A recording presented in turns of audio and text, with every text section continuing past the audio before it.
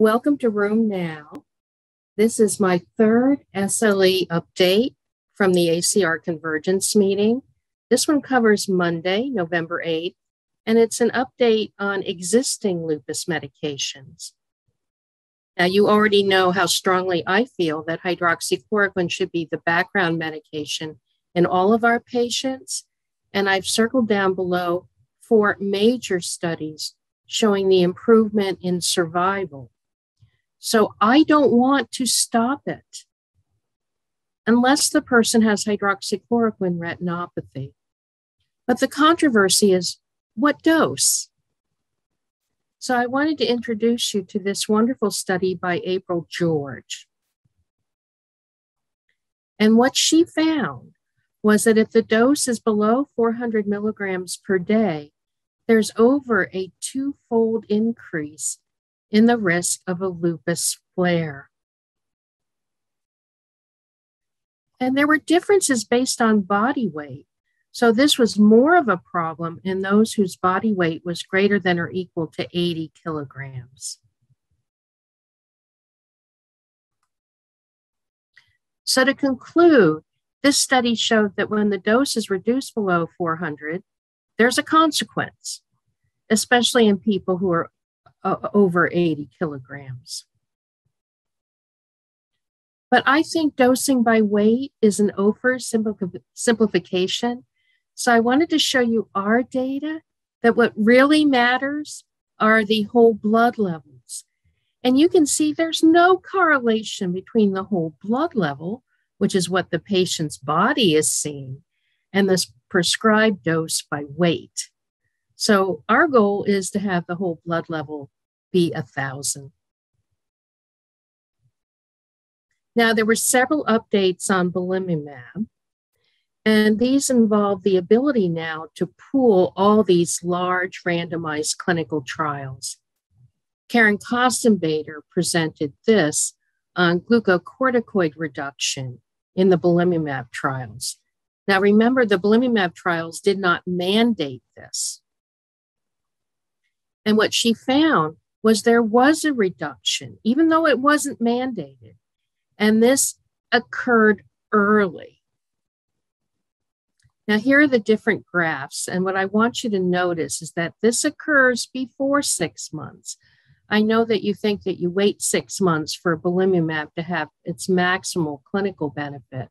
But notice how early the corticosteroids were reduced. And remember, this was always voluntary, not mandated by the protocol.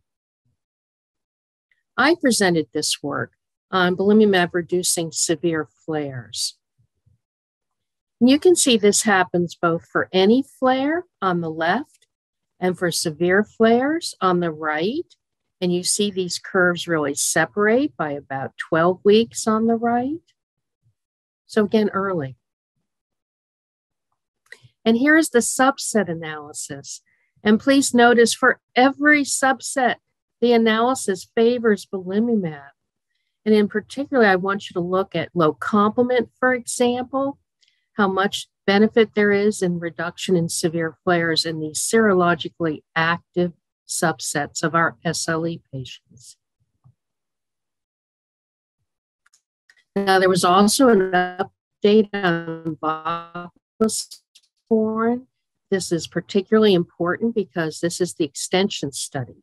Now, not all the patients in the 1-year voclosporin trial entered the extension study, but many did. And you can see that the benefit on urine protein creatinine was durable up to 30 months on study. In addition, there was no reduction in GFR out to 30 months. Remember that right now we don't have sufficient information on voclosporin to be able to talk long-term about whether there might be a chronic calcineurin inhibitor-induced nephrotoxicity, but certainly nothing like that occurring by 30 months. So these are both very welcome data extending our knowledge on voclosporin. Now, finally, I want to talk about something that really is a patient-centered need, because when you and I talk about non-renal lupus, we mean the type 1 symptoms that are due to inflammation, like rash and joints. But our patients really mean the type 2 symptoms, which are not driven by inflammation. And those include things like chronic fatigue, chronic pain, brain fog, anxiety, and insomnia. We do know something about the best approaches to type 2 symptoms. And so, for example, for chronic fatigue, there already have been several clinical trials. I particularly draw your attention to the TENCH trial, where 80% of the women with lupus and chronic fatigue benefited from exercise. So today, a 12-week aerobic exercise training program was presented. And I think what's key here, it only takes 12 weeks to make a difference. We need to convince our patients that they have the power to change their quality of life for the better. Now, here are the data on fatigue. But in addition, there were benefits on an immune signal, the interferon signal, which I think is completely unexpected and exciting. And of course, we'd like to know what happens long term. So I thought today at ACR Convergence was very exciting because there were new data on nearly all of our existing medications that you'll take home and use tomorrow in your clinic, but also important work on patient-centered outcomes and the importance of exercise. Thank you from Room Now.